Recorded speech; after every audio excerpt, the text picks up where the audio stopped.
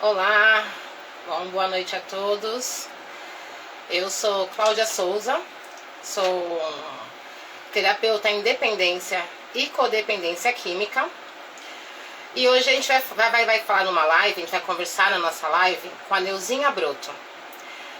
A Neuzinha, ela é uma escritora, tá? E ela também é especialista na área de dependência aqui, de codependência, tá? E a Neuzinha, ela escreveu um livro contando um pouco da trajetória dela nesse processo de codependência, né? Quando ela teve um caso de dependência química na família dela. Então a gente vai falar um pouquinho sobre isso, tá? Eu gostaria, deixa eu ver se a Neuzinha já entrou, que eu vou... Neuzinha, se você já entrou, pede para participar da live, para eu poder te adicionar.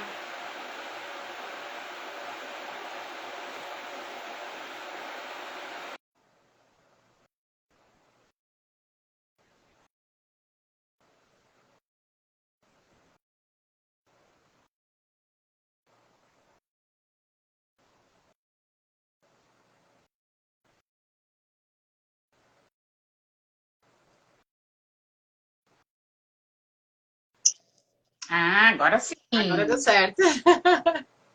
Tava tudo preto. Eu disse, ai, meu Deus, o que deu? Só que eu não tô te vendo, Neuzinha. Ah, o Instagram tá meio bugado. Já faz um tempo com isso de live, tá? Tá, então vamos Deixa eu... assim mesmo. Eu tô vendo, eu tô te vendo. Deixa eu entrar aqui pelo computador pra gente olhar como é que tá. Tá certo. O Insta anda bem bugado para as lives. Não sei quais são as atualizações que ele anda fazendo. Quando ele começa assim, vem novidade, né? Sim, Deixa sim, que espero que seja boa, eu ver né? como é que a gente tá aqui. Ó, nós estamos normal aqui, normalzinho, as duas aparecendo no computador. Pra mim não tá Esses aparecendo tempos não, que eu mas fazia live também eu não enxergava o meu convidado. Mas estamos sim. direitinho aqui. Mas tudo bem, vamos lá então. Então, vamos lá, novamente, boa noite a quem já está presente. Me apresentando, eu sou Cláudia Souza, sou terapeuta em dependência e codependência química. E hoje a nossa live vai falar um pouquinho sobre o papel da família na recuperação da dependência química, tanto no processo de dependência quanto no processo de recuperação. E para isso, hoje, eu convidei uma pessoa, tá? Que é a Neuzinha Broto. A Neuzinha, ela é uma escritora e também é especialista em codependência. E ela escreveu o livro Diário de uma Codependente. E ela conta um pouquinho do processo dela acho que foi com o filho, né? No processo dela com o filho, durante essa questão e como ela lidou com isso. Ela conta um pouco da passagem dela, dá alguns insights. E eu acho que vai ser uma conversa bem legal. Então, Neuzinha, eu queria agora te agradecer primeiramente, né? Agradecer a quem já está presente mais uma vez, te agradecer, Neuzinha, por ter aceito o meu convite. E eu queria que você se apresentasse, Neuzinha, para o pessoal, falasse um pouquinho do seu trajeto, né? Na questão da codependência, falasse um pouquinho sobre o seu livro, para a gente dar início ao nosso papo. Boa noite, pessoal. Antes de mais nada, obrigada, né, Claudinha, pelo convite. Eu amo essas coisas de live e a gente estava me organizando para voltar. Isso é tão importante a gente poder levar a mensagem, né? Mostrar que é possível viver. Isso é a melhor coisa de tudo, mostrar que é possível viver, independente das adversidades que acontecem na nossa família. Eu estou há 10 anos, quase 11 anos neste meio, né? A primeira internação do meu filho foi em 2013, abril de 2013. Descobri o uso da substância dele em 2012, agosto de 2012. Eu sempre conto a partir da primeira internação, por quê? Que foi onde eu tive um despertar que eu precisava buscar ajuda e conhecimento, né? Quando eu deixei meu filho numa instituição, eu não conhecia nada, não sabia nada. E aí foi me dito que eu precisava frequentar reuniões de amor exigente na época, né? E buscar conhecimento se eu quisesse ajudar meu filho. Por isso que eu conto a partir de 2013, que foi aí que eu comecei em grupo, que foi aí que eu comecei a estudar, né? Então já são quase 11 anos nessa caminhada aí, diversas internações, outras ocorrências aí que acontecem com quem faz uso de substância, né? Mais uma internação novamente, né? E assim a gente vem caminhando nesses 10 anos aí. E graças a Deus, né, eu fui insistente, persistente, eu segui buscando e fui me encantando e fui percebendo que as famílias precisavam ser acolhidas. Era uma coisa que não tinha antigamente, conhecimento, não se falava sobre as famílias. As famílias tinham que ir no Amores de Gente antigamente, Claudinha, para poder visitar o seu familiar. Senão tu não, pelo menos aqui no Rio Grande do Sul, tá? Senão tu não entrava na instituição para visitá-lo. E eu fui por isso. Graças a Deus, né? Porque um dia eu resolvi prestar atenção no que aquelas pessoas estavam fazendo ali, e aí começou o meu despertar. E aí eu fui entendendo neste processo que quem tinha que ser cuidada era eu. Meu filho estava lá dentro de uma instituição, com profissionais capacitados para cuidá-lo, e eu. Aí eu vi o quanto eu era doente, enlouquecida, como eu gosto de falar, né? Só que eu achava que eu tinha uma vida normal. Era normal eu brigar, eu chorar, eu não dormir, eu ficar deitada e não querer fazer nada, eu bater no meu filho, eu chamar ele de vagabundo. Para mim, tudo isso era normal. Normal ter uma casa cheia de briga. E aí eu fui vendo que não, né? Que eu estava muito adoecida e que eu precisava ser acolhida, ser cuidada. E aí eu percebi assim, caramba, mas não tem nada disso, né? E nessa ânsia de muita coisa e de saber estudar, eu disse, cara, o que eu faço com tudo que eu tô aprendendo? Comecei a colocar num blog, Claudinha, as coisas, escrevendo ali, só para ter um arquivo, né? E sei lá eu como meu blog viralizou, né? Não faço ideia até hoje, 10 anos. Fui parar no site UOL, fui parar na Fátima Bernardes, não me perguntem como, mas eu fui parar lá. E aí, por coincidências do destino da vida, meu filho estava em recuperação em 2022 e eu falei para ele que eu tinha um sonho de ter o livro. Claro que ele não sabia, porque ele vivia recaído, né? E ele me incentivou imensamente a fazer o meu livro. A capa do meu livro ele me ajudou, valores, como eu ia divulgar, tudo foi ele. Como eu ia conseguir o valor para fazer livro, porque é um investimento alto, né? E coincidentemente, quando consegui lançar meu livro, meu filho já estava recaído e nós sem saber por onde ele andava, né? Mas o que eu quero dizer com isso? A continuidade da minha vida, que foi, né, esse processo aí.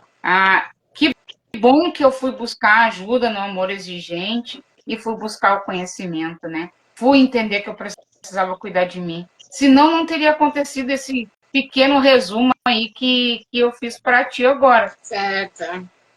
Parabéns, Neuzinha. Eu queria que você explicasse para a gente um pouquinho qual que é o conceito de codependência, né? Porque a gente ouve falar bastante, quem está no meio ouve falar, mas muitas pessoas não entendem qual é o conceito de codependência e qual que é a relação da codependência com a dependência química. Vou falar para que as pessoas possam entender, para a gente não falar tecnicamente aqui, né? Sim. Codependente, quem é esse ser humaninho aí, né? Esse ETzinho na sociedade? É aquela pessoa que cuida e vive para outra pessoa. Resumidamente, praticamente, é isso. Então, se a minha vida é cuidar da Claudinha, se a minha vida é cuidar do João, que é meu filho, do Pedrinho, que é meu marido, e eu não cuido da minha, se tudo para eles é em primeiro lugar e para mim não precisa, se eu vou fazer a comida que eles querem e não a minha, se eu vou comprar tudo para eles e não para mim, e eu já sou um codependente. Quando eu deixo de viver a minha vida para viver a vida dos outros. E olha que interessante isso, Claudinha, porque o que a gente aprende? A mulher, né? Então ela vai ter que agradar o marido, agradar os filhos, então a gente vai estar bem, e isso a gente traz da nossa infância, se o nosso marido e o nosso filho estiver bem. Então eu vou me doar. É o papel da mulher na sociedade se doar para os outros. E aí a gente cresceu com isso e trouxemos isso para a nossa vida e a gente normaliza isso. Isso então, é um tanto cultural, né, Neuzinha? Isso é um tanto cultural. E exato. Eu acho que justamente existe uma cobrança muito grande entre, no caso da mulher mesmo, quando um filho tem um problema de dependência química, no caso a sociedade costuma cobrar muito dos pais e principalmente da mãe, né? por conta daquele processo que, como se a mãe tivesse obrigação, realmente, de lidar com todos os problemas do filho, independente de qualquer outra coisa, né? Tu falou a palavra certa, Claudinha, cultural. Porque se tu não faz isso aí que tu tá dizendo, tu é aquela mãe que não ama e tu é aquela esposa que não valoriza a família e o marido. E aí tu tem que aceitar o marido usando droga dentro de casa e te agredindo e te roubando. Tu tem que aceitar o filho te agredindo, porque o indivíduo que faz uso de substância agride pai, mãe, irmã e todo mundo no processo aí, muitas das vezes, na grande maioria das vezes. E tu vai aceitar esse filho te roubando também. E tu vai te culpar, que é o pior de tudo, né, Claudinha? Porque aí, como a sociedade nos cobra e é a gente que vai moldar a família, não é o casal, é a mulher, se deu errado, a culpada sou eu. Sim. Cara, meu filho tá roubando dentro de casa, eu que não eduquei. O meu marido tá usando droga e me traindo, a culpada sou eu. Olha o fardo pesado. E qual a relação com a dependência química que tu me perguntou, né? Imagina esse cenário, eu me sentindo culpada por tudo isso. A cobrança da sociedade, que eu não sou uma boa mãe, que eu não sou uma boa esposa. É porque tu trabalha fora, é porque tu teve um monte de filho, é porque tu não teve filho. O que eu vou fazer? Eu vou fazer de tudo para aquela pessoa ali. Então, eu vou resolver a situação. É eu que vou cuidar, é eu que vou salvar e é eu que vou tratar. E aí, o que eu faço? Eu faço tudo que eu não deveria fazer por falta de conhecimento. Sim. Então, eu vou colocar aquele indivíduo numa redoma de vidro ali e vou fazer tudo para ele. Então, se ele quer dinheiro, eu vou dar, porque eu estou me sentindo culpada. Eu vou dar dinheiro porque eu nunca dei, porque eu não cuidei. Eu vou dar dinheiro para ele não roubar.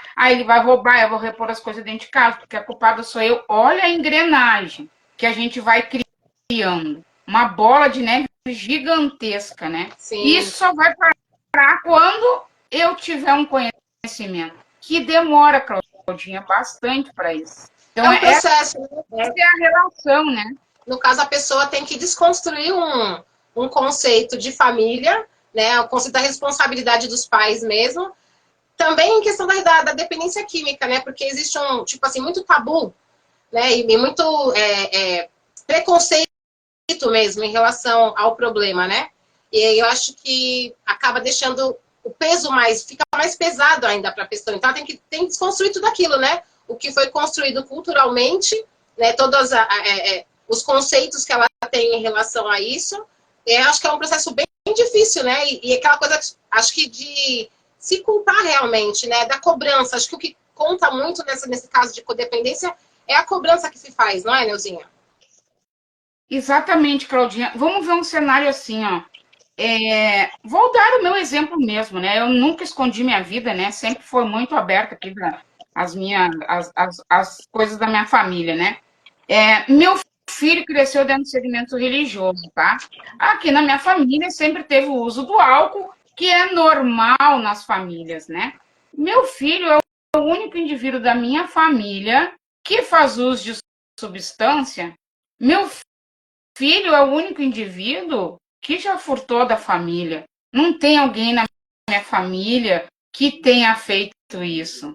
Aí tu pensa, um cara que teve ali princípios e valores, boa educação, com disciplina, com a mãe que não trabalhava fora cuidando dele, dentro de um segmento religioso, aprendendo o que é certo e o que é errado, o bem proceder, o caminho de Jesus, com uma família que dentro de uma sociedade era uma família correta, e aí ele aparece usando substância e furtando dentro de casa. Como que tu não vai ter vergonha disso?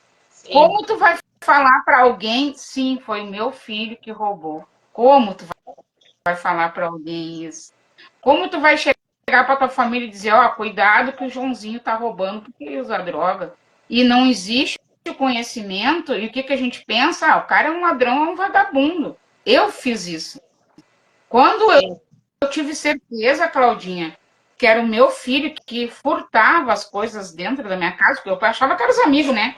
Aqui em casa é assim, sempre foram criados todos, eu tenho 2 filhos, então os amigos eram tudo aqui em casa. Sim. A bagunça, a zona era na casa da tia Neuza, que deixava ouvir música alta, que podia jogar videogame, então era tudo aqui. Eu era a mãe de todos os amigos, né? Aí tu imagina isso acontecer.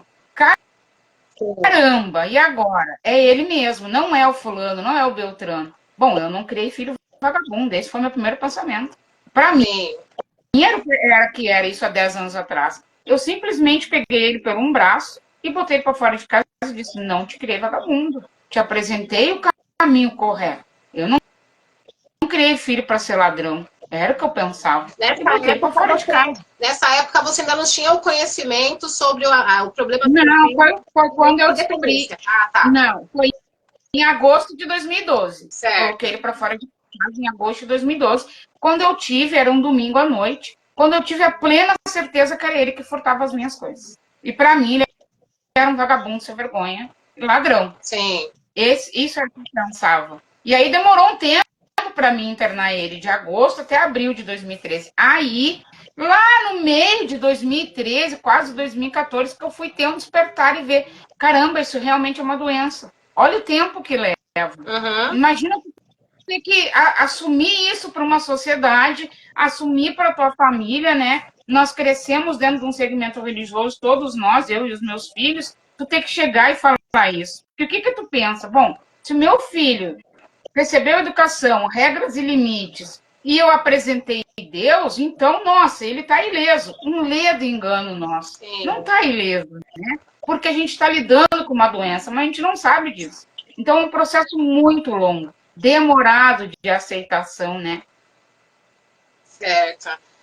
E Neuzinha, e assim, quais são os padrões de comportamento de um codependente? No caso, como que você pode, de repente, se avaliar, no caso, pegar algumas questõezinhas que você pode colocar em dúvida se você é ou não um codependente? Vou dar um exemplo bem bobinho, tá? Que parece que é uma coisa boba. Estou conversando contigo e aí eu digo assim, Cláudia, que sabor de pizza tu gosta? Bah, Neuza, tu sabe que a Maria, minha filha, gosta de pizza de calabresa. O Pedro, meu filho, gosta de 4 queijos. E o João, meu marido, gosta de coração. E tu fica parado assim. E aí eu te perguntei, Claudinha, qual tu gosta? Ah, o que eles quiserem tá bom. Parece uma bobagem isso, né? Mas isso é uma das características de um codependente. Por quê? Neste pequeno exemplo, nessa coisa tão boba e normal de eu querer comer o que os outros querem e fazer o que é bom para os outros, ali eu já estou me anulando. Outra característica que parece uma coisa boba, eu deixo de comprar algo para mim para comprar para os meus. Ah, mãe é assim. Mãe sai para comprar uma roupa para ela, não compra e compra para os filhos. Ela tem que comprar para os filhos, mas até compra para ela também. Isso já é um sinal de codependência. Quando eu deixo de fazer as coisas para mim, só para fazer para os outros. Quando eu me isolo, trazendo para a dependência química, eu deixo de sair de casa porque o Joãozinho não chegou ainda, eu não sei se ele vai voltar, eu não sei se ele usou a droga. Eu não me convivo mais com as pessoas porque o Joãozinho pode chegar, pode roubar, eu não sei onde ele está. Então, são características de coisas bem comuns que a gente acha que é uma bobagem do dia a dia, que é coisa de mãe, que é coisa de esposa, que é zelo, que é cuidado, e que quando a gente entra para buscar o conhecimento, a gente vê que não é zelo e cuidado, porque há o exagero. Sim, eu vou fazer as vontades da minha família, sim, eu vou cuidar, mas dentro do equilíbrio. Quando eu esqueço de mim, já não tem equilíbrio, aí já entra a codependência. A pessoa começa a se negligenciar, né, os próprios desejos, já não tem mais emoções, né? Não expõe as emoções por medo de magoar o outro. E quando, assim, no seu caso, Nilzinha, você tinha mais de um filho, né? Sim.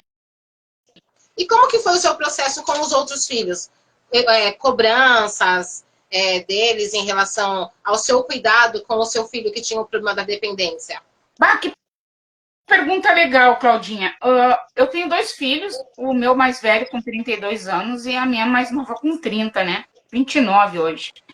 E ele, que é o mais velho, que fazia uso de substância, né? Para mim e para todo familiar, o problema é o indivíduo fazer uso de substância. O resto da família nem cuida mais, né? E foi o que aconteceu aqui em casa, né? Eu não olhava para minha filha, eu achava que a vida dela estava linda, maravilhosa. Ela estava vivendo a vida dela, não me dá problema, o problema era ele, né? que estava internado. Primeira briga que eu tive com a minha filha era solteira, né, nova, adolescente, linda, maravilhosa, né, e adorava fazer uma festa aqui em casa, a gente é muito festeira, né, e aí ela se arrumou para ir numa festa e eu literalmente surtei, eu conto isso no meu livro, literalmente eu surtei e eu não queria que ela saísse porque o irmão dela estava internado. Como que ela ia numa festa? Olha o absurdo. Se o irmão dela estava dentro de uma instituição, quem era ela para estar aproveitando a vida? O irmão dela lá sofrendo. Olha o pensamento do ser humano e todo familiar passa por isso. Sim. E aí brigamos feio, literalmente, nós fomos pro fight mesmo, né? Minha filha saiu de casa nessa época, né? Foi morar com o pai, depois com uma amiga e tal. Demorou um tempo para a gente reconstruir um laço, né? E eu nem imaginava que a minha filha estava bem adoecida também. Ela também sofria pelo irmão dela. E sofria mais ainda de ver a mãe do jeito que a mãe dela estava. Porque eu não queria fazer as coisas. Eu sou muito ligada no 220, muito alegre, muito festeira. Eu já não queria fazer nada e eu nem ligava. Para mim, ela estava vivendo a vida dela maravilhosamente bem. Eu fui cair na minha sanidade de que a minha filha estava mal quando ela escreveu um post no meu blog. Eu não me lembro que ano foi, 2015, eu acho. E eu até tenho no livro esse capítulo e no meu Insta também, aonde ela falou que ela não era ouvida e o nome dela nem falado nas conversas familiares. Ninguém olhava para ela. E foi em 2015. Sim. E quando meu filho recaiu, ela pensou assim, de novo, eu vou ser esquecida. Olha que forte isso. Sim. E aí ela relata, né, que ela tinha que cuidar dela, do trabalho dela. Minha filha trabalhava em shopping, vendedora de shopping, imagina. Da casa dela, que ela já estava casada, do marido dela e cuidar de mim. E lidar com toda a minha insanidade e pensar no irmão que estava internado. E isso em 2015, ela está com 29 hoje. E eu, para mim, ela estava maravilhosamente bem. E ela não estava, porque a minha codependência fez com que eu não enxergasse os meus familiares, né? Eu sou separada há muitos anos, né? Meus primos vinham para cá e o assunto era o Douglas, e eles me xingavam. Para de falar nesse guri, o guri tá lá internado. Aí eu brigava com todo mundo, até que um dia eu disse, caramba, isso tá ficando chato. Mas olha o quanto a gente adoece os outros familiares. Claro que não por querer, obviamente, né? É pela falta de entendimento, né? Sim. E depois disso que você conseguiu, como que você fez para consertar isso, Neuzinha? Você teve alguma conversa com a sua filha? Como é que foi depois, quando você descobriu que você estava deixando ela de lado, né, no caso, por conta do problema do seu filho? Claudinha, até hoje a gente vem resgatando esses laços porque são traumas que ficam, né? Imagina tu ser abandonada de mãe viva. Já era filha de pai separado, né? O pai ausente, depois o pai falecido. E aí a única pessoa que tu tinha como referência, a referência da minha família sempre foi, dos meus filhos, foi meu pai, que também já tinha falecido. E aí a única referência que ela tinha era a mãe, e ela não tinha mãe, né? Então, foi um longo processo, e é um longo processo, né? E a gente vem se reconstruindo. A gente sempre foi muito unida, eu e minha filha, sempre, a vida toda, mas teve essa rusga e esses traumas aí, e que conversando a gente foi resgatando esses laços, né? Minha filha nunca participou de grupo, mas eu sempre respeitei grupo, então eu levava sempre o conhecimento para ela, né? Sim. Mas até hoje, se eu vou conversar com ela sobre o nosso meio, ela já nem gosta. Ó, eu vou te visitar, mas eu não quero saber sobre isso. Sim, não quero falar sobre isso. Eu estou te visitando para falar de outras coisas, né? E claro, cada vez que o meu filho recai, tem aquela coisa, mãe, tu tá bem? A gente não mora mais junto hoje, faz 5 anos que a gente não mora junto. Mãe, tu tá bem? Tu dormiu? Eu sei que tu não tá dormindo direito, porque viveu comigo, né? Sim. Então ainda existe isso, assim, e cada vez que acontece alguma coisa, ela sabe que mesmo eu dando atenção, não é aquela atenção plena. E aquilo dói, porque é filho, né? Então a gente vem se reconstruindo, refazendo esse laço aí. E que é um processo também, né? Então você acha que o maior desafio, no caso, para a pessoa, no caso, codependente, dentro da família, seria essa questão do corte dos laços, né? Também. Muito, muito. Porque a gente nem imagina, né? Porque o que eu via? Aquele indivíduo doente que podia morrer, porque droga mata, e que podia ser preso, porque eu comecei a estudar e disse, cara, se ele continuar usando, uma hora ele vai vender, uma hora vai para traficante, vai morar na rua. Eu sou muito racional, né? Sou muito lógica. Então, a minha filha estava ali, toda linda, maquiada, sempre muito bem arrumada, trabalhando, com dinheiro, viajando para mim. Que problema que ela tinha? Eu não via ela chorando. Mas como é que ela ia chorar para mim, que a audiência eu estava mal? Nunca ela ia chorar na minha frente. Minha filha sentou, eu lembro muito bem de uma cena.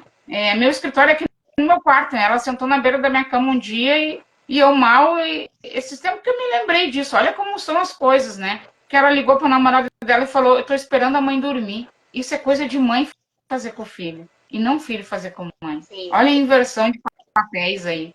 Olha como dá uma rusga e um problema na família, né? Então, esse é um grande problema, a gente esquecer os demais familiares. Seja filho, seja marido, seja o que for, né? Sim. Esse é um grande problema. E isso causa aquele trauma, né? Tanto é que naquele livro, um dos livros que você me indicou para estar lendo, né? Que era o Mulheres que Amam Demais. Ele fala sobre um caso assim, né? De filhos de pais com esse tipo de problema, que foram codependentes, ou o filho tinha que cuidar dos pais de alguma forma, e eles carregam isso pro resto da vida, né? Sempre aquela coisa do ser o cuidador, né? Preciso cuidar de alguém, e isso acarreta bastante coisa, né, Neuzinha? Uma coisa assim que, como você falou, parece uma coisa boba, mas que no fundo, mexe com todo mundo, né? Cara, olha que legal esse teu exemplo, porque tu imagina, eu tenho que cuidar, cresci com isso. Quando eu casar, o que eu vou fazer? Eu vou ser a esposa, a companheira, ou eu vou ser a mãe do meu marido? Cuidador. E a responsável pela minha família. Se der um BO na família, seja desemprego, seja qualquer coisa, eu vou me sentir culpada. Porque eu não cuidei. Porque eu cresci tendo que cuidar de alguém. Olha os traumas e os processos que a gente vai criando. Obviamente que sem querer. Tem um livro da Romina Miranda que ela fala de um relato assim também. Uma mulher que só se relacionava com um dependente químico, e aí conversando com ela e tal, ela descobriu que estava lá na raiz, né?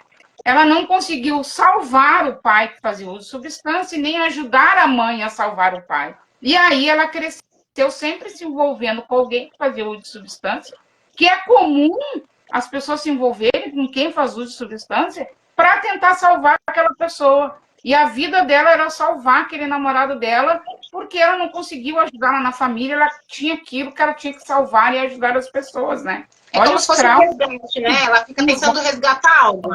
Exatamente. E que não é dela, Sim. né? Não é dela. E assim, no caso, você como especialista na questão codependência, como que você vê, qual que seria o papel da família nessa questão da dependência química e mesmo no processo de recuperação? Como que a família pode, de forma saudável, né, no caso, ajudar a pessoa? Buscar conhecimento e tratamento. Não falo isso porque eu tenho uma instituição de ensino e nem porque é o meu trabalho, mas é o único meio, porque eu preciso entender o que é o transtorno por uso de substância, eu preciso entender o que é uma ajuda mais assertiva, eu preciso entender que dar dinheiro não é proteger a vida do indivíduo, porque, Claudinha, o que a família pensa? Se eu der R$ 100 para a Cláudia, ela só vai usar dentro da minha casa e não vai roubar de ninguém, tá tudo bem. Só que eu posso estar matando a Cláudia dentro da minha casa. Se eu ir lá na biqueira buscar droga para ele, ele não vai ser preso. Só que eu posso estar indo lá buscar droga, dar um tiroteio e eu morrer no meio do caminho. Se eu pagar o traficante, ele nunca mais vai fazer dívida. Vai virar uma bola de neve, porque sempre vai ter a dívida. Então, eu preciso entender esse processo. E é só com o conhecimento. E por que eu preciso da ajuda profissional? Pelos exemplos que a gente citou aqui desses traumas. Por eu precisar entender que sim, eu tenho que dizer não, e que sim, a Neuza mãe, a Neuza esposa, tem vida. Sim. Existe a Neuza antes dela ser esposa e antes dela ser mãe. Só que eu preciso tratar isso com profissionais, porque na minha cabeça isso é errado. Eu não posso. Não foi isso que eu fui ensinada. Não é isso que a sociedade me cobra. Não é isso que a minha família me cobra. Eu não posso ser a ovelha negra da família. E só um profissional vai ajudar. Vou te dar um exemplo, Claudinha. Eu tive uma paciente que ela tinha muita dificuldade de internar o filho dela. Sabia que esse era o melhor caminho, mas chegava na hora, ela tinha um bloqueio. Nós trabalhamos em sessão, trabalhamos 2 meses, isso até ela ter um start, né? O que ela se remeteu lá no passado dela? Ela não cuidou do filho, porque ela teve o filho adolescente, coisa e tal, bem antigamente. Então, os pais que cuidaram, na mente dela, ela agora que ela estava com o filho, ela tinha que cuidar e proteger ele. Então, chegava na hora dela lá, colocar ele numa instituição, na cabeça dela, de novo, ela estava largando e abandonando o filho. Porque lá no passado, ela sempre ouviu que ela tinha abandonado o filho dela, porque quem cuidava eram os pais dela. E ela cresceu com isso. Cara, eu abandonei meu filho, eu abandonei meu filho. E aí agora, no momento crucial, que o rapaz precisava ser internado por estar em estado de rua, por estar furtando, ela tinha esse bloqueio. Levamos 2 meses para descobrir isso e mais alguns meses para a gente trabalhar isso nela, até ela conseguir fazer a internação. Mas foi um processo muito dolorido para essa mãe, muito dolorido. Foram sessões sofridas, assim, até ela conseguir se libertar disso, né? Por isso que a família tem que buscar ajuda profissional. Desta forma, a gente vai conseguir ajudar ele. Senão, a gente vai ficar nesse ciclo, sabe? Sim. Neuzinha, e assim, e qual a dica? Onde buscar, no caso? Onde buscar essa ajuda? Com quem buscar essa ajuda? Só um Hoje, minutinho, Neuzinha. Deixa eu só falar aqui. Quem tiver que fazer alguma pergunta, tem um iconezinho aqui que tem um sinalzinho de interrogação. Pode clicar nele e deixar a pergunta, tá? Que aí daqui a pouco eu vou abrir para vocês perguntarem para a Neuzinha. A Neuzinha vai fazer um momentinho de resposta para vocês. Pode falar, Neuzinha, desculpa. Legal. Hoje, graças a Deus, Claudinha, estamos aqui, né? No mundo digital. Que coisa boa, porque há 10 anos atrás não tinha isso. Hoje a gente coloca lá no Google, né? Tem um familiar que usa droga, e aí vai aparecer, graças a Deus, um mundaréu de coisas, a gente vai olhar esses profissionais, né? Buscar terapeuta, buscar psicólogo, buscar os CAPs. Os CAPs atendem famílias também. As pessoas não sabem que os CAPs atendem família. Vai num posto de saúde e diz, olha, meu familiar está fazendo uso de droga, como é que eu tenho que proceder? Os postos de saúde nos orientam. Ah, tu vai constar com o psicólogo, tu vai te dar um endereço, tu vai lá em tal lugar. Buscar grupos de apoio, tem muitos grupos de apoio. Amor Exigente, Naranon, Alanon, Codependentes Anônimos. Temos aí os grupos online da minha instituição, do EducaDQ, que é o Grupo Ressignificar, para familiares e para dependentes químicos. Então, hoje a gente tem esse leque, né? Sim. E sempre buscar ali psicólogo e terapeuta, né? São os profissionais aí, psicanalista também, são os profissionais que vão segurar na nossa mão e quebrar essas barreiras que a gente já traz, né? Já temos as nossas barreiras, os nossos traumas, e aí envolvendo a dependência química aumenta e a gente precisa da mão amiga de um profissional para isso, né? Certo. Neuzinha, depois se você puder colocar o link do Ressignificar, né? Uhum. Que é o grupo de mútua ajuda. Eu vou botar aqui o Insta do EducaDQ, porque eu não tenho o link aqui. Aí lá no perfil do EducaDQ, a gente tem os links. Certo.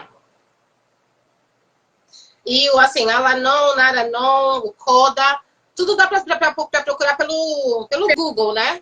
Pelo Google. Coloca assim, ó, grupos de autoajuda para familiares de dependente químico. Grupos de autoajuda para codependentes. Aí vai aparecer. Primeiro que aparece é o Amor Exigente. Eu sou muito fã de Amor Exigente. É o primeiro que aparece nas pesquisas do Google e depois já aparece o Naranon também. São os mais conhecidos aí no meio da recuperação da família, né? Certo. São grupos que têm reuniões presenciais, né? Alguns ainda se mantêm no online, mas são grupos com reuniões presenciais, onde eles auxiliam a família ali, as famílias fazem partilhas. Não são grupos com profissionais, né? Não pode ter o profissional como profissional lá, são voluntários, né? Sim. Então, Amor Exigente, por exemplo, tu vai, tu estuda, tu faz tua partilha e tu recebe algumas sugestões dos voluntários, né? Mas não tem profissionais trabalhando nesses grupos, mas ajudam pra caramba. Eu, por 7 anos, mais ou menos,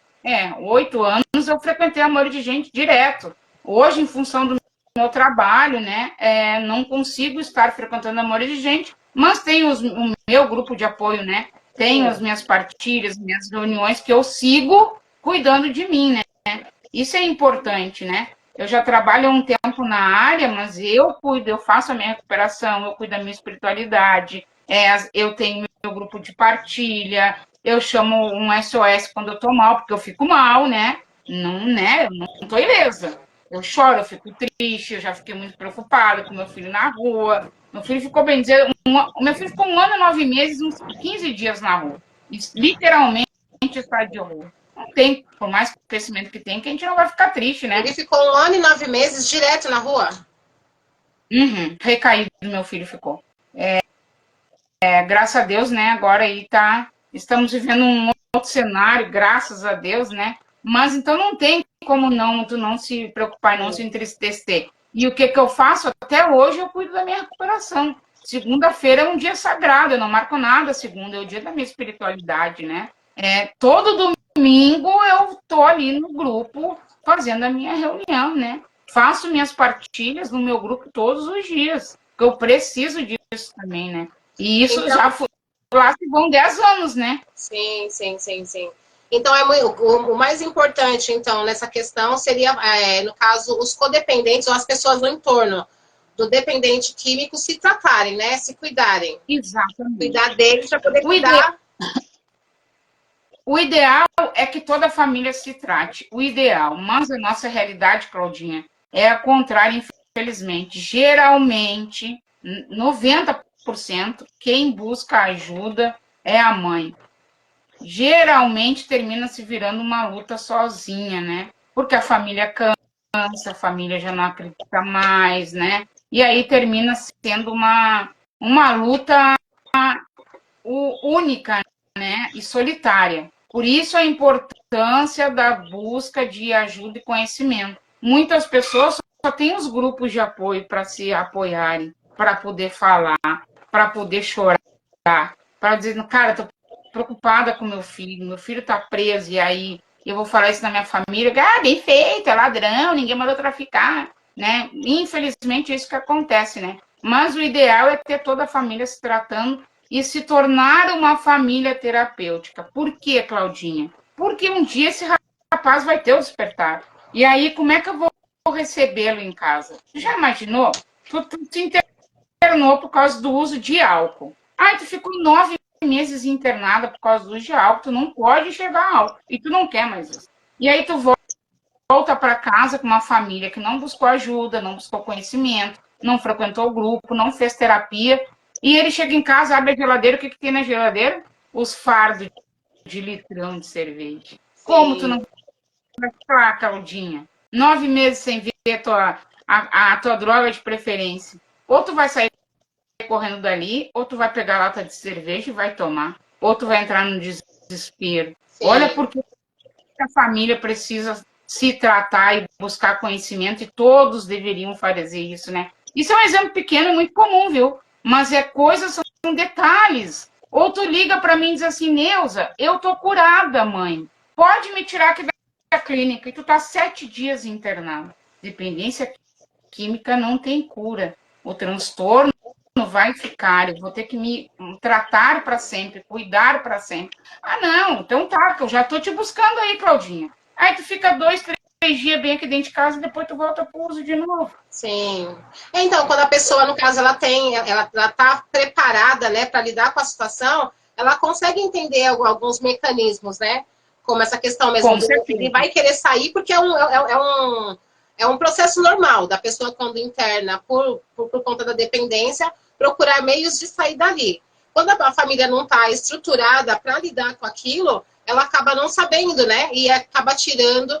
É como esses dias chegou um áudio para mim no grupo, né, que eu faço parte, mesmo da EducaDQ, mesmo chegou um áudio falando de uma mãe que ela tinha tirado o filho da clínica e parece que depois de uma semana ele faleceu por conta do uso mesmo, né? Forte aquilo, né, Claudinha? Bastante. Muito forte, muito forte. Tá certo. Então, bom. Agora acho que eu vou abrir para as perguntas, Neuzinha. Tá? Pode ser. Mandar as perguntinhas aí, vamos ver. Olha, um monte A de gente do nosso grupo, Claudinha. A Ruth Brito Santos perguntou se existe um tempo específico de tratamento numa clínica. Não existe. Geralmente se dá uma média de 9 meses, né? Hoje já vem mudando isso. Hoje, o olhar para o tratamento do dependente químico está um olhar muito humanizado e individual. Como é que funcionava antigamente? Todo mundo fazia 9 meses. Todo mundo.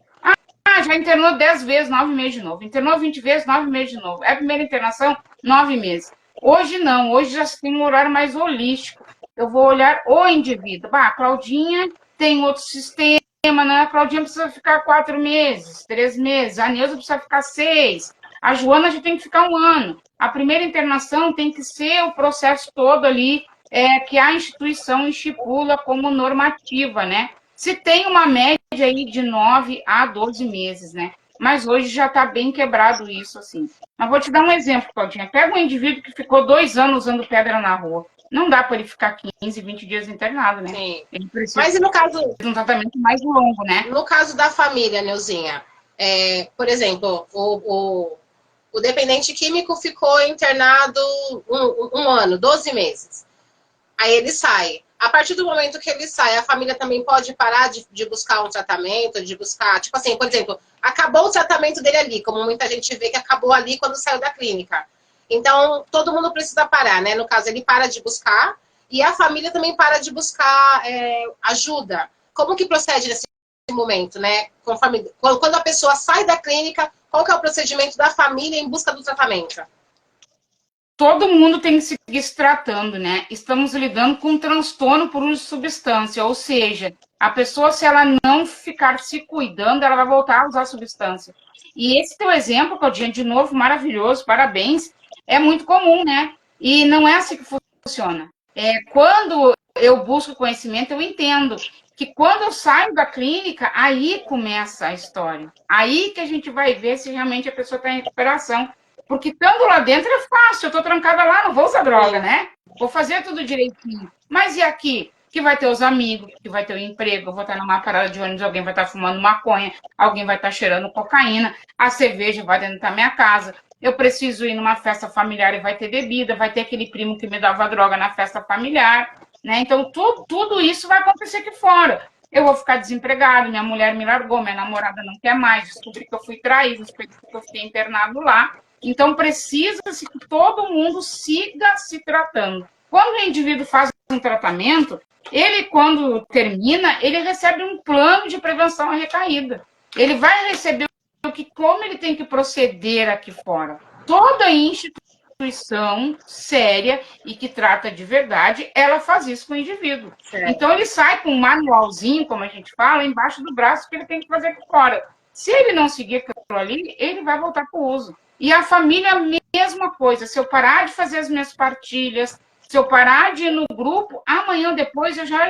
estou vivendo a vida dos outros de novo. Então, não dá para a gente parar, né? Hoje ainda recebi uma mensagem de uma mãe, né, que estava sumida assim um tempo. E aí voltou destruída de novo e tal. Eu disse, eu cansei, Neuzinha, de grupo, já não aguentava mais, agora estou aqui de novo, ó, aconteceu isso. Claro que eu não falei nada para a mulher, acolhi ela, né? Mas o que aconteceu, né? Todo mundo largou o tratamento. Sim. E se eu paro um tratamento, eu vou adoecer. Se tu parar de tomar o remédio de depressão, o que vai acontecer contigo? Tua pressão vai lá no alto ou vai lá embaixo? Sim. Se tu parar de tomar o teu remédio do coração, o que vai acontecer? Tu vai ficar doente? Dependência química e codependência é a mesma coisa, né? Eu preciso do meu remedinho diário. Eu preciso ter isso sempre, né? E quando a gente entende, isso se torna prazeroso, Claudinha. Por incrível que pareça, as pessoas acham que não, mas se torna prazeroso isso. entender o que está acontecendo, né? No caso, você começa a ter controle. Isso. Você começa, tipo assim, ter um certo controle com as coisas, né? Porque você entende um ponto e outro e você consegue se avaliar também, né? Exato. O autoconhecimento, que é maravilhoso, né? Isso. Que é o que acontece aí no meio, né? Neuzinha, tem uma pergunta aqui do Luan Cavalcante. Boa noite. Qual a hora de largar o dependente químico e deixar ele caminhar para crescer? Depende o contexto que ele está falando, né? Vou trazer 2 exemplos, tá? Vamos pegar um indivíduo que faz uso de substância, né?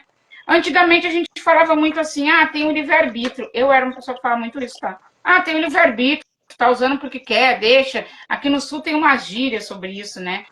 Deixa ralar a cara no asfalto e não sei o que lá. Mas que livre-arbítrio que a pessoa tem se a droga tá falando mais alto dentro dela, né? Pensa bem, eu te dou ali a comida que tu mais gosta e uma coisa que tu não gosta. Onde é que tu vai ir? Na comida que tu mais gosta. Naquele momento que a pessoa mais gosta é a droga, ela vai fazer qualquer coisa. Ela E, na não tá. verdade, Pode o falar. tratamento para dependência química justamente é isso, né?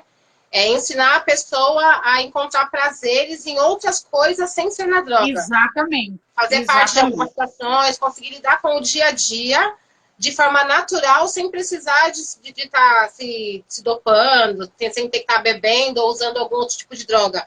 Sem esquecer que o álcool também é uma droga, né? Exatamente, Claudinha. Então, largar é uma coisa bem complicada, né? Porque, imagina, como é que eu vou deixar a Cláudia escolher? Sempre ela vai escolher a droga. Ela não vai escolher outra coisa. Aquilo ali dá prazer para ela, sana alguma dor que ela tem, que às vezes nem ela sabe. Então, aquilo ali vai ser sempre a escolha dela, né? E qual é a diferença, Luan? Eu tenho que deixar a pessoa ser responsável pelas atitudes e os atos dela. Por exemplo, Claudinha, minha filha, estava traficando lá, a polícia pegou e foi presa. Vai responder por isso. Claudinha roubou do vizinho, o vizinho denunciou ela na polícia. Ela tem que responder por isso. E aí, como é que eu, família, vou agir? Eu vou oferecer tratamento para ela. Eu não posso oferecer outra coisa para ela.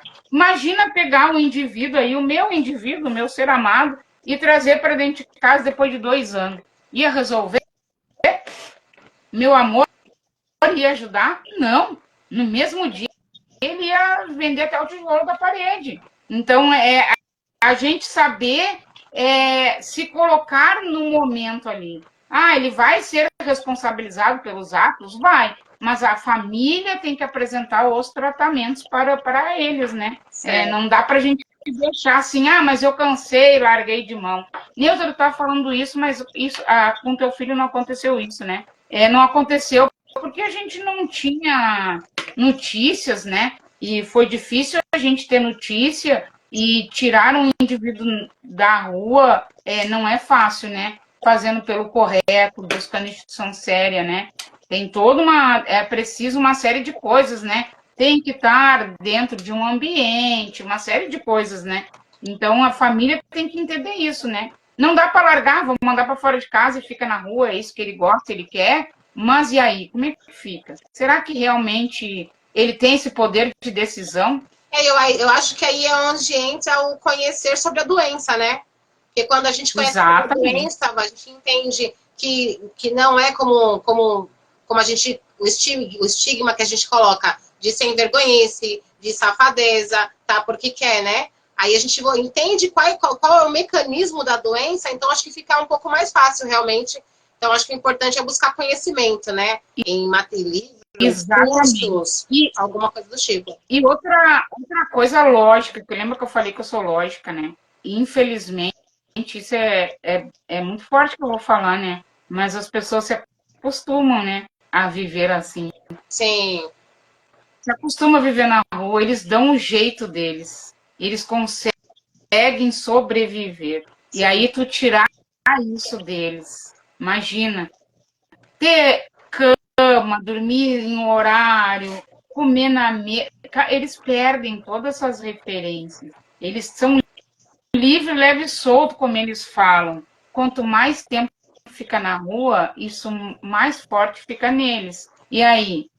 Sim. Como é que vai ser depois, né? Então, a gente precisa pensar sobre isso também, né? Antigamente se dizia muito isso, larga na rua e deixa, né? Mas hoje, graças a Deus, aí os estudos cada vez mais atualizados nos mostram que é complicado fazer isso, né? Eu entendo super as famílias, né? Mas é muito complicado, que realmente se acostuma a viver nessa condição.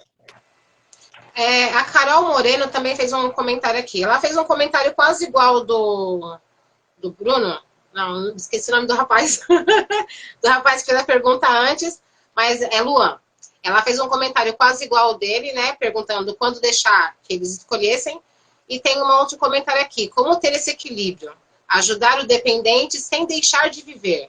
Se deixar de se cuidar e cuidar dos outros, da família também. Com ajuda terapêutica, com a espiritualidade, a ajuda terapêutica e o conhecimento. Por incrível que pareça, Claudinha, eu já venho num processo aí de melhora da minha vida em termos profissionais e pessoais já faz uns 2, 3 anos, tá? Um pouquinho mais. Mas, por incrível que pareça, há 2 anos a minha vida deu uma guinada e uma virada que eu jamais imaginei. Quanto tempo eu te falei que o meu filho estava recaído? 1 ano e 9 meses. 9 meses. 1 ano e 9 meses, exatamente 6 meses sem saber se ele estava vivo ou morto, de 6 a 8 meses, de fevereiro a setembro de 2013, a gente não sabia por onde ele andava, se estava vivo ou se estava morto, não se tinha notícia, não se sabia desse indivíduo, não se tinha onde procurar.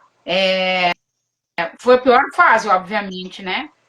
Mas neste período todo, a minha vida mudou completamente. Meu autoconhecimento melhorou muito. Eu sempre fui uma pessoa muito ligada à minha fé, isso aumentou ainda mais. E profissionalmente, nossa senhora, eu não imagino, assim, para mim é Deus agindo, né? Porque lancei o livro, o meu livro já foi vendido para todo o Brasil, eu dou palestra no Brasil inteiro, sentada aqui onde eu estou.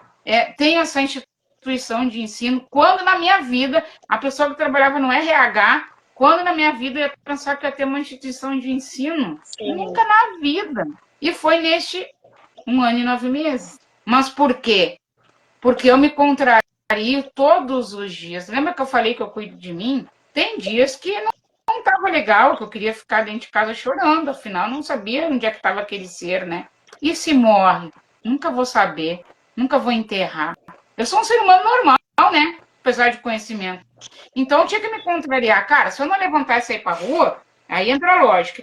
Quem vai comprar comida para mim? Quem vai pagar as contas da minha casa? Não dá.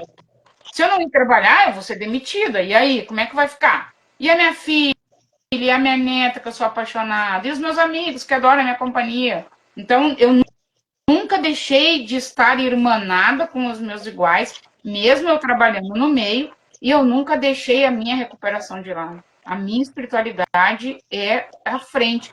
Mesmo eu estando envolvida, e tu tá dentro do EducaDQ, tu viu que a gente trabalha todos os dias, mesmo assim, eu tenho o dia que é da minha espiritualidade. Aquele dia ali eu não faço nada. Tenho as minhas reuniões, eu estudo, eu leio. Se gira 1 hora da manhã, eu estava lendo um livro novo que eu comprei sobre familiares e dependentes químicos. Então, eu nunca parei de fazer isso. E buscar o equilíbrio é isso, né? Sim. A gente ter ali os grupos, a terapia e o entendimento, né? Fazer o sugerido, como a gente fala, né? No início parece coisa de louco que a gente não ama, né? Eu achava que eu não amava mais o meu filho, né? Cara, como assim? Mas não, né? Depois a gente vai entendendo no processo aí. E isso também entender que é um processo, né? Que é uma coisa que tem que ser contínua, né, Neuzinha? Não tem como a pessoa começar hoje e achar que daqui a um mês já está resolvido. Não, já posso parar, é contínuo, né? Para sempre, na verdade. Eu sempre falo que o desenvolvimento pessoal, ele é para sempre, né? Todo dia, um pouquinho. Exatamente. Para ter uma ideia, quem me conhece há tempo aí sabe que eu leio muito, estudo muito e tal, e eu me cobro muito das coisas. A última internação do meu filho, antes dessa recaída que eu comentei, eu já estava trabalhando no meio, já tinha minhas pacientes e tal, já estava dando as minhas palestras, já era bem conhecida aí. O padrinho do meu filho me chamou um dia para conversar. Eu não sei nem como eu vou falar com a senhora. Eu disse, não, o senhor pode falar, né? Ele, não, é que tá acontecendo alguma coisinha aqui, que o Douglas veio relatar aqui comigo, que a senhora está falhando aí, mas eu fico meio assim de falar. Eu disse, não, eu sou um ser humano normal, a senhora pode falar. E eu estava falhando com o meu filho, que era gatilho para ele, uma coisa boba, que para mim era uma coisa normal. E ele me falou, eu disse, bah, nem tinha me ligado que isso era um gatilho do meu filho. Para ver como a gente tem que estar sempre cuidando e sempre buscando, né? Sim. Tentei resolver essa situação com ele ali, né? Mas a gente tem que estar sempre buscando. Porque senão a gente passa batido e não se percebe das coisas, né? Certo. Tem mais uma pergunta aqui, Neuzinha. Aqui é uma pergunta sobre uma clínica. VLN.adv. Como verificar se a clínica oferece o que promete? Primeiro de tudo, né? Pesquisem muito sobre instituição, tá, gente? Pesquisem muito, coloquem no Google, Jus Brasil, visitem essa instituição, peçam para ver as dependências da instituição, os certificados dos profissionais, as credenciais de psicólogo, psiquiatra, terapeuta, peçam para ver isso, né? E visitem também sem avisar. Claro que a gente vai agendar uma visita para ir lá conhecer e fazer as tratativas para uma internação, mas um belo dia eu resolvo que eu vou lá na Claudinha sem avisar a Claudinha e chego para visitar a instituição, né? Hoje em dia, uma instituição séria tem que trabalhar o ser integral. O que eu preciso ter? Psicólogo, psiquiatra, terapeuta, assistente social. Isso é o básico, né?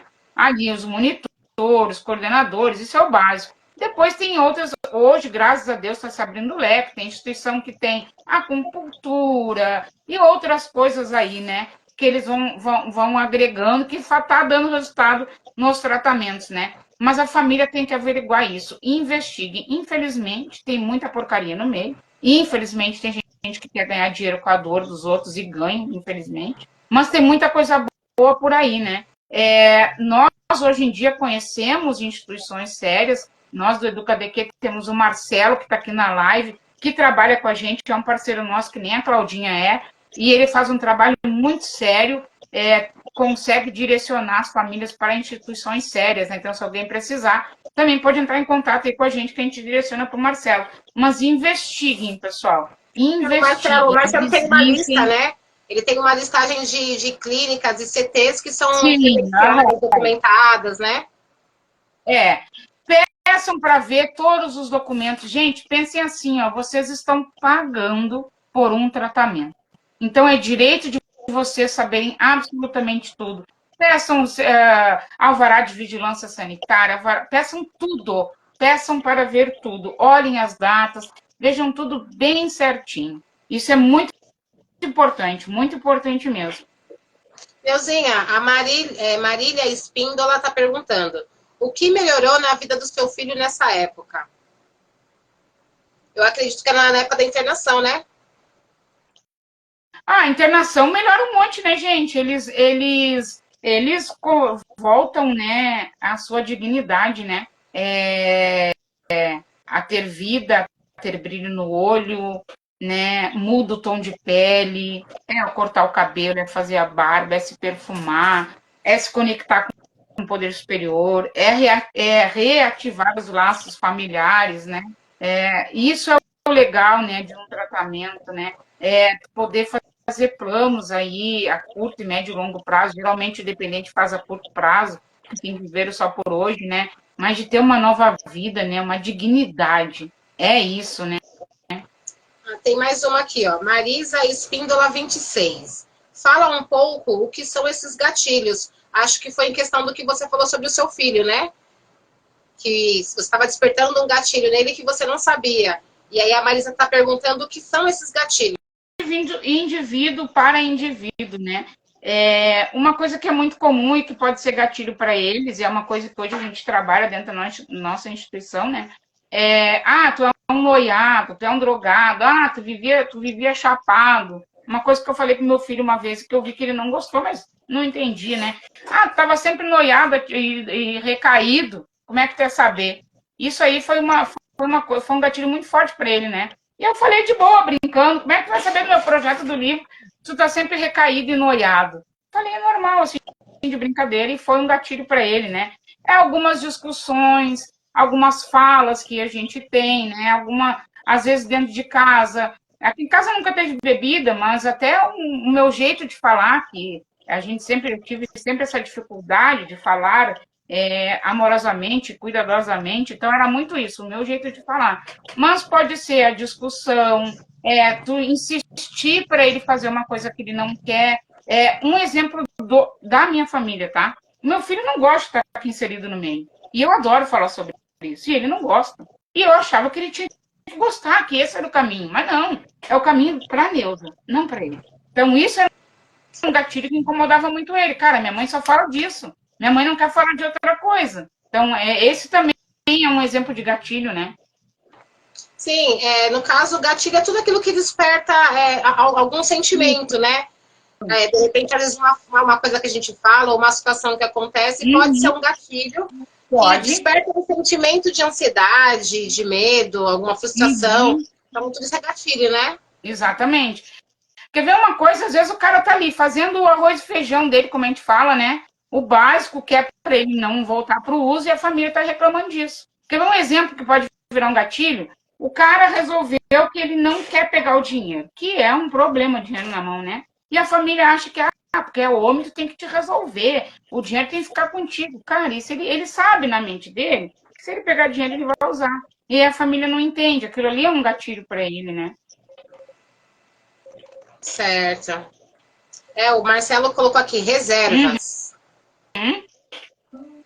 A Marília, a pergunta sobre a vida do filho dela na época da mudança na vida dela. Eu acho que essa mudança de vida. O que acontece, né? A maior mudança que existe, né? Meu filho sabe que eu só vou oferecer tratamento para ele. Nada mais do que isso. Nada mais do que isso. Então, o que acontece? O meu filho não vem com promessas para mim. Ele se isola, ele não bate no meu portão, ele não pede nada. Porque ele sabe que nada vai funcionar comigo e com a irmã dele. Por quê?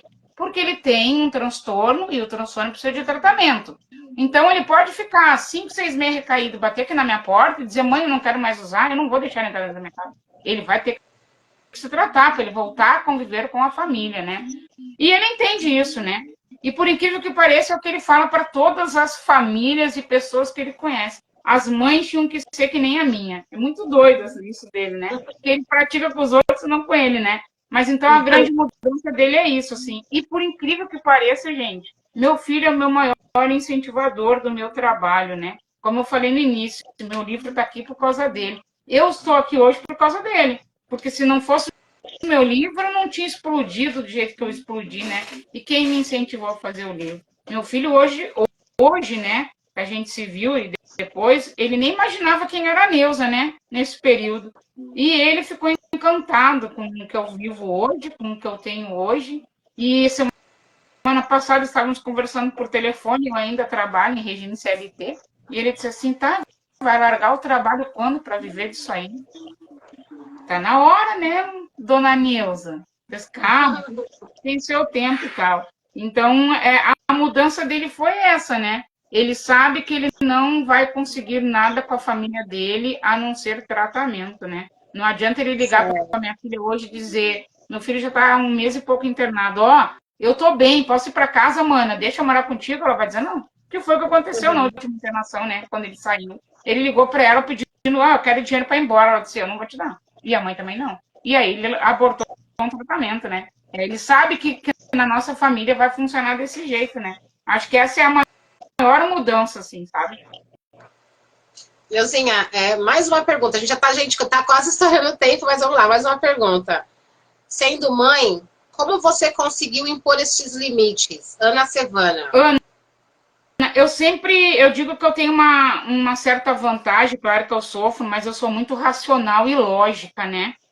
O que eu não gosto e o que eu não acredito que seja bom, eu não permito para mim dentro da minha casa. Então, eu sou totalmente contra, eu nunca bebi, nunca fumei, nunca cheirei, nunca fumei, nunca usei nada, né? Álcool existia na minha casa porque eu sempre morei com meu pai era o dono da casa, então eu tinha que respeitar o dono da casa. Quando meu pai faleceu, a casa virou minha, que dentro é proibido álcool. Pode vir todo mundo comer aqui em casa, nenhuma latinha de cerveja vai se trazer para minha casa. Não, não gosto, a casa é minha, eu não concordo. Então, eu sempre tive esse meu lado racional. Bom, a dona da casa sou eu, a mãe sou eu, e hierarquia familiar. Aqui na minha casa tem que ser do jeito que eu quero. Se não querem, cada um vai buscar a sua casa, né?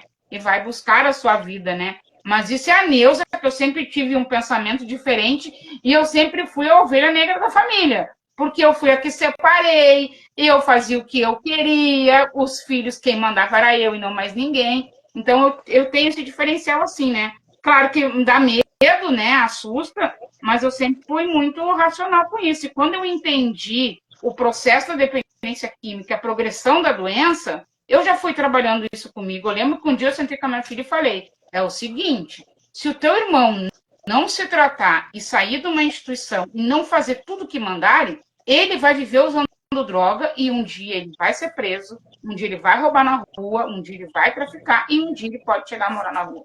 Ai, capaz, mãe. Isso não combina com o humano. Eu disse, se ele não se tratar, é isso que vai acontecer. Porque eu sou muito racional, né? Então, eu acho que esse é o meu diferencial, é por isso que eu consigo fazer as coisas. Claro que sofro, obviamente, né? Porque imagina, tu tá ali com o teu filho, daí ele volta a usar, e aí tu diz assim, cara, vamos se tratar? Não, eu não quero. Bom, e aí? O que tu vai fazer? Caramba, vai voltar para tudo de novo? Óbvio que é ruim, né? Mas é entender qual é o processo, né? O que é o correto. Eu não posso assinar embaixo do uso de substância de ninguém se eu não concordo com isso, né? Não vou jamais assinar embaixo. Eu acho que aí entra um pouquinho nessa outra pergunta. Como deixar um filho na rua quando vem bater a sua porta? Acho que isso que você está falando entra um pouquinho nisso, né, Neuzinha? Entra um pouquinho nisso, né? Vai muito de cada um, né? É a mesma coisa, vai muito de cada um. Eu passei por esse processo em 2019, se eu não me engano, foi quando eu internei ele. Ai, gente, eu internei tanto ele, 2019 a 2020. Isso aconteceu, né? Meu filho também já tinha ficado uma época aí na rua, bateu aqui na minha casa um domingo, meio-dia, e eu disse pra ele, e aí, cara, tô super bem, tá sempre bem. Depende de que sempre bem, né, gente? E realmente estão, né? E aí eu disse pra ele, eu não posso te oferecer outra coisa. Tu só pensa nisso. Eu disse, exatamente. Cara, eu não vou abrir minha casa pra ti, até porque eu sei o que acontece, e tu tem uma doença. Qual é a minha responsabilidade de mãe perante um filho que está doente? Eu não posso assinar embaixo dessa doença. O que eu tenho que fazer é te ajudar a te tratar. Eu não posso fazer outra coisa. E ele virou as costas e foi embora, porque não queria tratamento naquele momento, né? E realmente, Neuza, entendo que é até um dever como mãe, como familiar, eu tenho uma pessoa doente, como é que eu vou estar assinando embaixo da doença dela? E estar aceitando? Mas depois o cara morre aí. E se eu trago ele para dentro de casa com a promessa de que não vai usar mais, e ele pega uma carreira de cocaína e ele morre? Como eu vou ficar se eu não ofereci o que podia ter oferecido para ele, né? Aí entra se responsabilizar pelas coisas que a Luan, né, falou, né? Mas daí, Nilson, então tu está sabendo que ele tá lá na rua, tá usando droga e tu tá assinando embaixo? Não, não estou assinando embaixo. Eu mostrei o caminho, né? Na época, né, 2019, ainda eu era muito fechada para internação involuntária, depois que eu fui mudando isso, mas hoje, se eu voltasse em 2019, eu tinha feito uma involuntária com ele, né? Tanto que é o que a gente fez agora, né? Então, entender isso. Eu não preciso deixá-lo na rua, eu vou buscar os recursos, né? Eu vou buscar uma internação voluntária, eu vou buscar ajuda do governo se eu não tenho condições de pagar uma clínica, porque a gente sabe que os valores são altos quando tem bons profissionais, né? Então, a gente vai usar esses recursos aí, né? Tá certo. Bom, gente, acho que a gente está estourando um pouquinho no tempo. Antes que o Instagram derrube nossa live, Não. A gente vai encerrar. Tá uma delícia. É uma pena ter que parar. Mas acho que a gente vai marcar outra para a gente falar mais um pouco sobre esse assunto, se você tiver a disponibilidade, né? Que eu acho que foi um tema bem interessante. Acho que tem bastante pergunta do pessoal ainda. Neuzinha, outra coisa. Coloca de novo para mim, por favor, o link da EducaDQ. E também, lá na EducaDQ, consegue comprar o seu livro? Meu livro compra diretamente comigo. Coloca os dois links para a gente, por favor. Vocês não pagarem taxa aí de venda de outros sites, né? Eu vendo direto. E aí vou botar meu Insta, meu celular, vou pôr aqui. Isso. Meu livro é R$ 15 de frete. Tá na Amazon também. Só que daí comprando físico, né, vai autografado. Eu acho que é isso que eu queria falar para vocês. O Educa daqui que tu pediu, meu WhatsApp aí, a minha rede social também. Só para encerrar, Neuzinha, fala pra gente também um pouquinho sobre o curso de codependente da Educa DQ. Falo com o maior prazer, né, Claudinha? É o curso meu xodó, né? A nossa instituição, né? Centro de Formação e Estudos sobre Álcool e Drogas, né? Eu sou uma das gestoras, junto com o meu grande amigo Antônio Conforte. E, além das capacitações, a gente tem os grupos aí de apoio, de autoajuda e clínica social. E nós formamos profissionais e quem quer se profissionalizar ou quem quer buscar conhecimento na área da dependência química.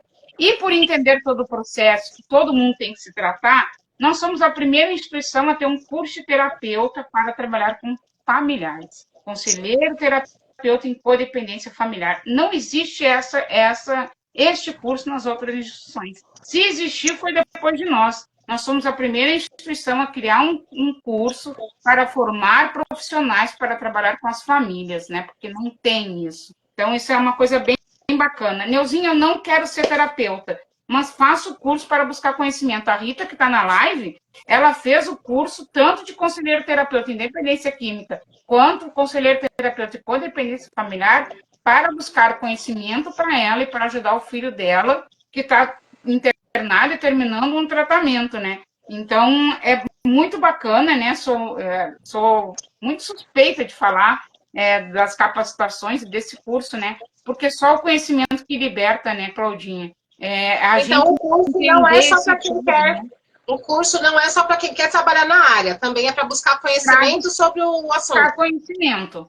Tem muita gente, tem muitos familiares que fazem os nossos cursos, até de monitor coordenador e de conselheiro terapeuta em dependência química. Nós temos aí o de prevenção à recaída a título de conhecimento para conhecer e ajudar o seu familiar também, né? Alguns despertam lá no meio do caminho, são mordidinhos ali, cara, eu quero trabalhar com isso. Acontece, né? Mas muitas pessoas, elas fazem mesmo para conhecer, para poder agir de uma maneira mais assertiva, né? Que é o que a gente deve fazer, né? Tá. Eu também sou um pouco suspeita em falar, porque eu fiz o curso com a EducaDQ, me apaixonei de verdade, já fiz na intenção mesmo de trabalhar na área, mas me apaixonei, assim, achei o trabalho bem didático. A Neuzinha, que deu o curso de codependência, é um amor de pessoa, e realmente criou um monstrinho aqui. Lembra que tu me falou isso?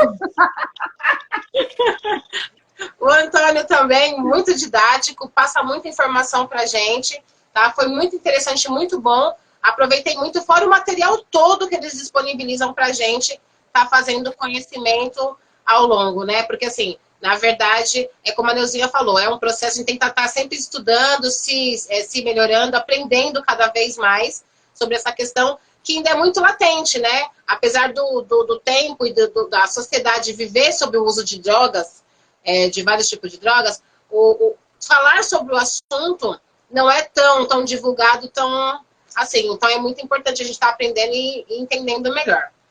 Então, gente, gostaria de agradecer a todos que participaram da live, tá? Vamos ter outras. A próxima vai ser com o Antônio, que a gente vai falar sobre os tipos de tratamento. Eu espero vai amar, vai amar. Vai, com certeza. E então é isso. Queria agradecer a todos. Neuzinha, muitíssimo obrigado por ter aceito o meu convite, tá? Eu acho que foi muito esclarecedora, muito gostosa essa live. Por mim, eu ficava aqui mais um tempão. Eu também, mas daqui a pouco a gente tem reunião, né, bonita? Agora vamos lá, vai pra reunião. Agora só um pouquinho que a Marília perguntou como é que se inscreve. Marília, acho que é. Isso. Eu vou passar para ela. Passa para ela ali, o EducaDQ. Conversa com ela, por sinal, né, Claudinha? Conversa com ela, que ela quer se inscrever. As informações. Claudinha sabe tudo aí. Estamos aí caminhando juntas. Então, gente, mais uma vez, obrigada. Espero vocês nas próximas, tá? A próxima é com o Antônio. E na outra semana a gente vai conversar com algumas pessoas que passaram pelo processo de dependência química, se recuperaram e já estão há algum tempo aí vivendo em sobriedade, vivendo limpos, para mostrar que é possível, né? É possível ter uma vida diferente, tá bom? Então é isso, gente. Obrigadão e até a próxima. Tchau, Neuzinha. Tchau, Até daqui a pouco. Até daqui a pouco. Beijão.